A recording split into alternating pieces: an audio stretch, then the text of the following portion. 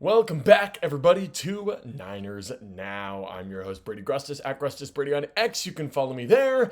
And it is time for the Week 8 49ers versus Texans preview show. The Niners face off against the Houston Texans this week on the road. 10 a.m. start time in what will be a very big test for this scrappy Niners football team. Today, we're going to go through the game day checklist and talk about the ways that the 49ers need to attack Houston in this game. And of course, stick around until later in the show when we go over 3 key matchups to watch in this one. Before we begin, go ahead and subscribe down below. I really appreciate the support that you guys have been giving to this channel and these videos. Every single subscriber means a ton. As of recording this video, we are almost at 400 subscribers. That is amazing. That's already a lot better than I thought I would be doing. So sincere thanks to all of you who have subscribed, all of you who watch the videos every day. And if you have not subscribed, but you do like these videos, please go ahead and subscribe down below. It would mean the world to me.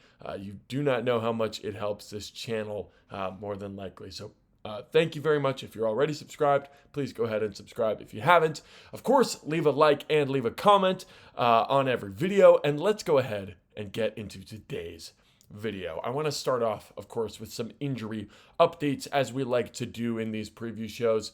Ricky Pearsall still not practicing with that PCL injury. And listen, folks, it's been a while. We're in week 8 right now. Ricky Pearsall has not practiced since week 4. No, he has not played, but he has not even practiced in 4 weeks. That is extremely concerning.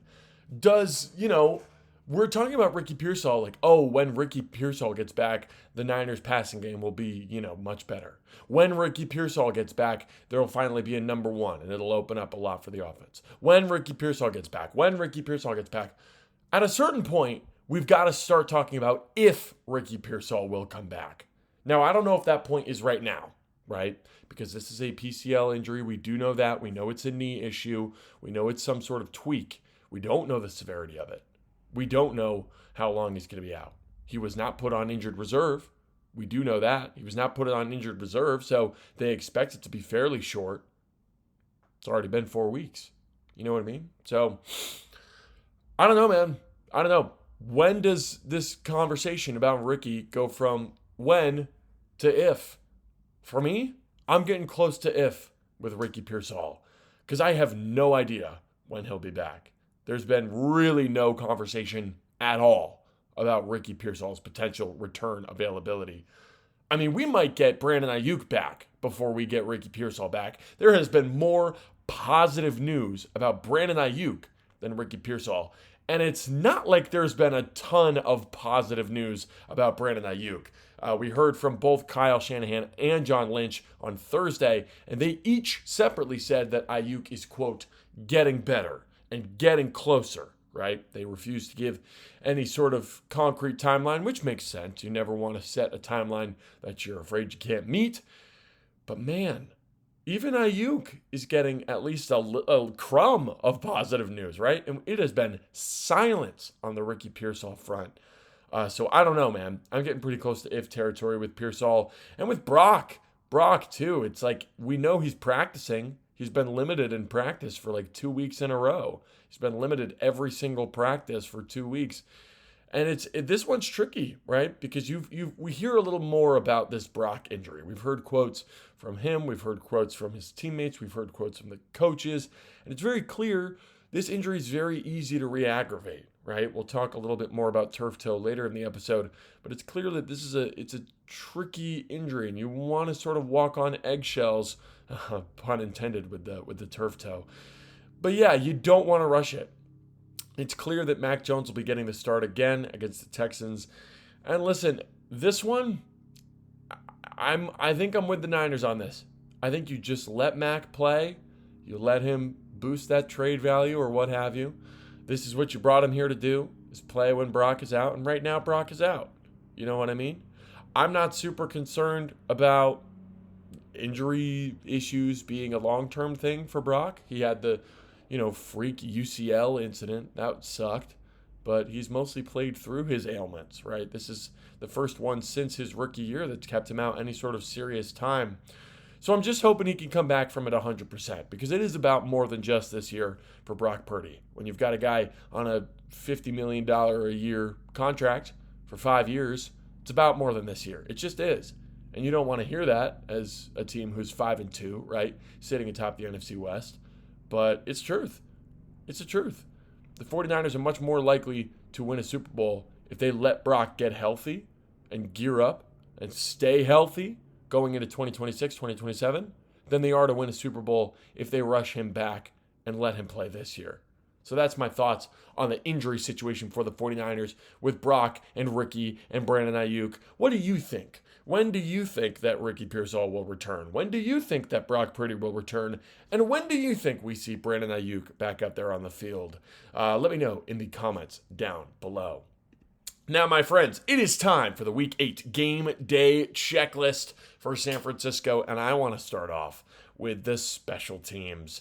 The first item on my game day checklist, don't lose on special teams. Just don't lose. I don't need the 49ers special teams to be an elite unit. I don't need them to win the game. I need them to not lose the game. The Houston Texans have the number 2 rated special teams unit in the NFL when it comes to special teams EPA per play. 49ers all the way up at number 11. That's pretty incredible for a team as awful, as consistently bad at special teams as the 49ers are. Brent Boyer really working his magic. No more Jake Moody. We've got a kicker who can actually make kicks. Look what happens, right? You get a competent coordinator, you get a competent kicker, and you're almost top 10 in the NFL in special teams. Look how quickly that happened, folks. We're not even halfway through the season yet. I love it. But this Houston special teams, it's a different demon, right? These guys are monsters. So what I want the 49ers to do is just survive. No crucial mistakes. Cough, cough, Sky Moore. All right? No muffed punts, no muffed kickoffs, no kickoff returns for touchdowns, right? No blocked punts, no blocked kicks, nothing crazy. All right? That's what I want from the special teams in this one, and I think it's very important against a team like the Texans who have been so good on special teams and who kind of need an edge considering the way that their offense has been playing. Now, next up on my game day checklist, run the damn ball. All right? Run the damn ball. The Texans have a very active defense. That has been the strength of their team by far. They've got a sack in every game. They've got a turnover forced in every game except for one. They have 7 turnovers in their last 2 games for the defense. That's wild. Even when they're getting beat by a lot, like they were against the Seahawks, they're still finding ways to turn the ball over and keep their team in the game. According to Sumer Sports Database, the Texans are number 1 in the NFL in EPA per pass play allowed. And it's by a long shot. But when you look at EPA per run play allowed, they're down to 20th in the league. So if you run the ball, not only are you attacking the weakness of their defense, they are much better against the pass than they are against the run, you are also limiting turnover and sack opportunities for this defense, right? 40 run plays in this game, I think, is my goal, right? And we've heard Kyle Shanahan talk plenty about how he loves to get to 40 run plays called. Call 40 run plays. That's how you know you're in a good position to win. That's what I want to see. I want to see 40 run plays against the Houston Texans. If we can limit their ability to sack Mac Jones, just like they did against Atlanta, just like the Niners did against Atlanta, I thought that was a great game plan, and I'd like to see that again against the Texans. And that starts with running the ball. And now one more thing on my game day checklist, scramble Stroud's brains, all right? This is very similar to last week against Michael Penix, right? CJ Stroud had an incredible rookie year, one of the best ever, and then over the last year and a half or so has really started to struggle. He has made some boneheaded plays this season especially, and the 49ers need to force him into mistakes, all right? Stroud has 4 interceptions in 6 games this year, so this could be another potential opportunity for the 49ers to break the streak, get an interception, all right? It's been, 14, 15 games now without an interception? Ridiculous numbers. And also, the Houston Texans have a pretty weak offensive line. They're one of the worst in the NFL. Stroud's scramble percentage is top 10 in the league.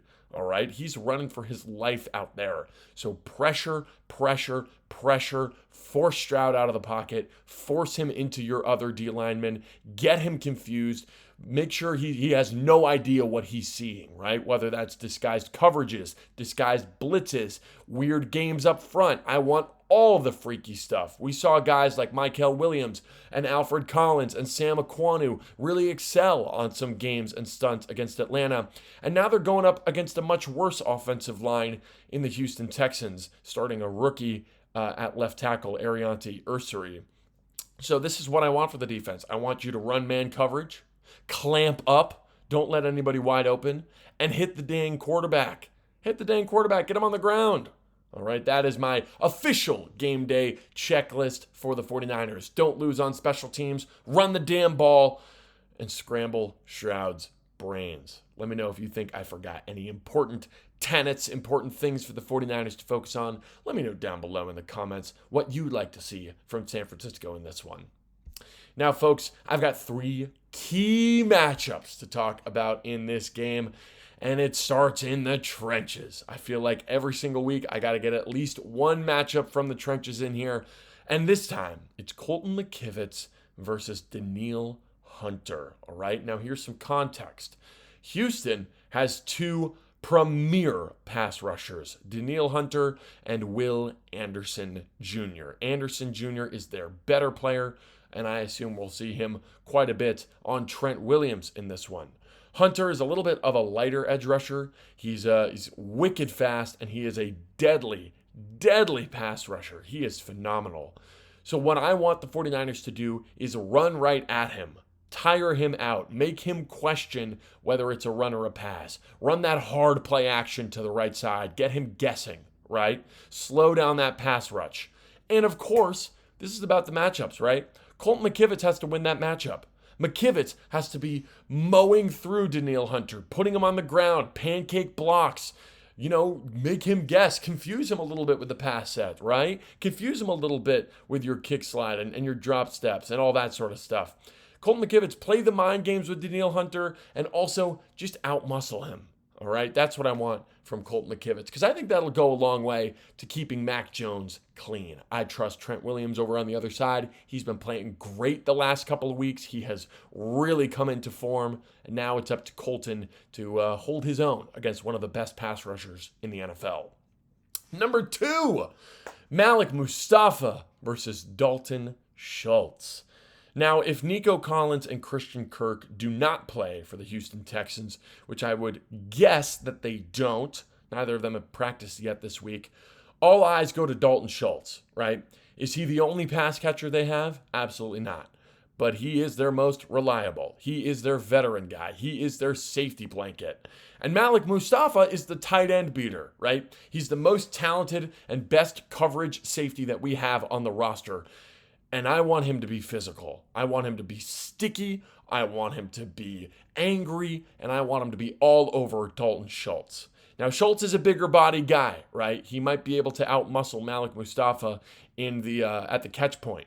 But that's where I want that physicality to come in from Mustafa. He's a smart guy. He's a physical guy. Lay a couple of hits on Dalton Schultz. He might be a little more nervous to catch the ball, all right? If he's coming over the middle, he hears Mustafa's footsteps. That leads to drops, and drops lead to tipped passes, and tipped passes lead to interceptions. It's a river. It's a flowing river of defense over here, all right? So I want Malik Mustafa to take away Stroud's safety blankets, especially if Nico Collins and Christian Kirk can't play in this one. Malik Mustafa, you got a big game ahead of you, I hope. And for our last matchup, I'm going to talk about another young defensive back on this roster. It's Upton Stout versus Jalen Noel. A little rookie matchup we've got here. Stout, of course, playing in the nickel, playing in the slot. Jalen Noel's been mostly a slot receiver for the Texans so far this year. And this matchup is health dependent. All right. Stout was limited earlier in practice this week. I'd have to imagine he gets some sort of questionable designation, although he did practice in full on Thursday. Looks like he's ready to go. Noel, of course, is behind Nico Collins and Christian Kirk in the depth chart.